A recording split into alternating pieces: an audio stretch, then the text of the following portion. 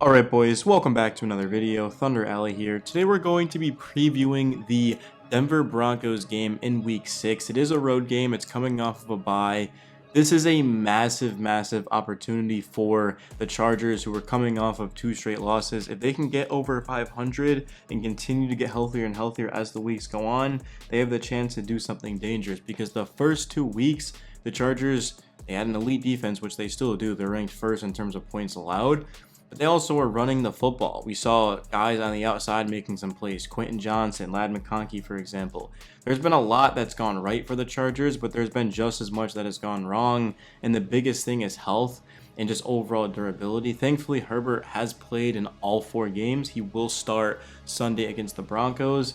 But this is, without question, the biggest test yet. Sure, the Chiefs game was definitely a very tough one. They've won the last 2 Super Bowls. But this Chargers team, again, they're coming off of a bye. They're much healthier. There's no longer any excuses. Nobody expected the Chargers to win that Chiefs game, and I thought they played their asses off and even had a chance to win. They were up 10-0.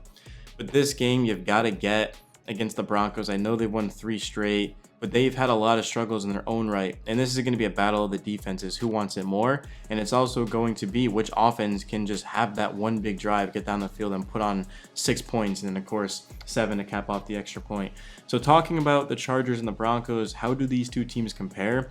Well, very similarly. I think these teams are almost nearly identical, if I'm being honest with you guys, in terms of the defenses, which is both of their strengths. While I'm looking at points allowed, Chargers are first, Broncos are second.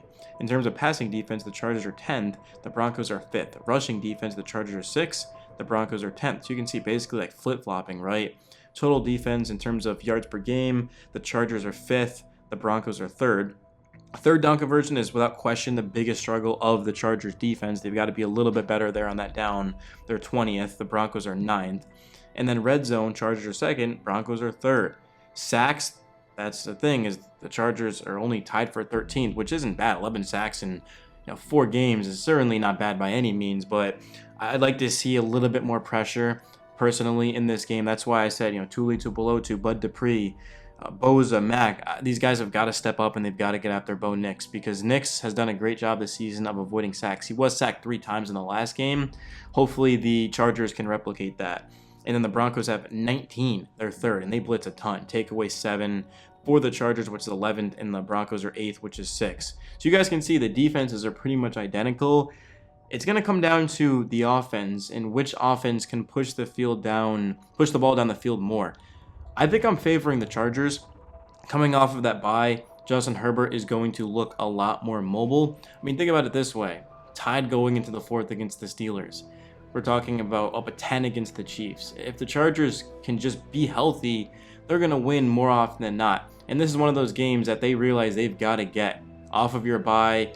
You now have to play a bunch of games in a row because they had that week 5 bye, which is so early. We're talking about there's 18 weeks. That's a lot of football left for the Chargers. So this is one that they realize that we do not want to let get away from us, because all of a sudden you're now 2-3 on the season, and the Broncos have moved to 4-2. The Chargers can get this one, they're going to be right back in the playoff picture, and that'd be a huge thing for this franchise that has only made the playoffs once in Justin Herbert's young career, and certainly it was not a memorable game. So this, I'm looking at the Los Angeles Chargers, and I think what it comes down to for me is running the football, because right now we're 9th in terms of yards per game with 127.8. The Broncos are 21st, so whoever can get that run game going, because both these teams are run first, they're going to try to establish that early and often. And the Chargers, they just need to get back to the first 2 weeks of just dominating up front, not having to worry about throwing the ball. Herbert with more mobility is going to be able to keep it on those option plays, and he's going to be able to pick up yards with his legs. He's just going to look like a different quarterback in this game. In terms of passing, the Chargers are 31st. Again, we got to use context. They didn't need to throw in the first 2 weeks, and then, I mean, really, they just didn't really have to throw that much in the Chiefs and the Pittsburgh Steelers game, just because they got off to that 10-0 lead, and it was close. And when the Chargers are in a tie game or whatever, leading, they're going to run. And the Steelers game was close as well going into the 4th. So we haven't seen the Chargers fall behind by a bunch of points and have to throw. The only really exception to that would be 4th quarter with Taylor Heineke, but the pressure at that point, the O-line was so banged up and derailed that he had no chance. This is why I'm so intrigued about this game, because as of right now, there's no really excuses, right? You're a lot healthier than you have been in a long time, probably in a month. You also have a Broncos team that is very similar to you. They're not an explosive offense. I mean, the Chiefs are certainly a very highly explosive offense. We saw that with Xavier Worthy, and Rashee Rice did end up getting injured in that game, which benefited the Chargers because they didn't have to worry about him. But I mean, this is just a Denver team that I think the Chargers have got to beat, man. I mean, they were expected to beat them coming into the year, and I don't think that's changed. So I'm definitely looking forward to it. I think it's going to be a fun game. And I mean, Herbert, the thing with him is he hasn't practiced fully in nearly a month, and that's continued into this week. I did not check the report for Thursday, but Wednesday. Actually, no, I did check the report. I apologize about that. Yeah, Herbert was not full in practice today, so I completely just forgot about that. But yeah, I mean, Herbert, he did speak to the media. He said, we're getting better. As long as we're doing that, we're in the right position. It does feel better. Made it through the game, and having that bye week off has definitely helped just continuing to get that inflammation down. Herbert's numbers right now are on pace for career lows in nearly every aspect, but I'm staying optimistic. I'm realizing that we can't really fault the Chargers for losing their last 2 games, and this bye week should certainly help them. But if they do continue to lose at Denver, at Arizona, then I'm going to start to be a little bit concerned. But at the same time, we realize that this is year 1 of Jim Harbaugh. It's going to take some time. I mean, nobody expected him to just walk into this organization and instantly win a Super Bowl. If the Chargers make the playoffs, that'd be awesome. If they don't, I still have full faith in this organization to continue building the roster. And we've seen a lot of progress, right? The offensive line with Slater and Alt has been magnificent. The interior needs to get cleaned up, but Poona Ford was a big-time pickup. Christian Fulton was a big-time pickup. The defense, I mean, all these free agents, J.K. Dobbins, like these guys have been stepping up and making plays and playing their asses off. So I'm very, very encouraged about this game, and I'm hoping that the Chargers can go out there and replicate week 1 and week 2.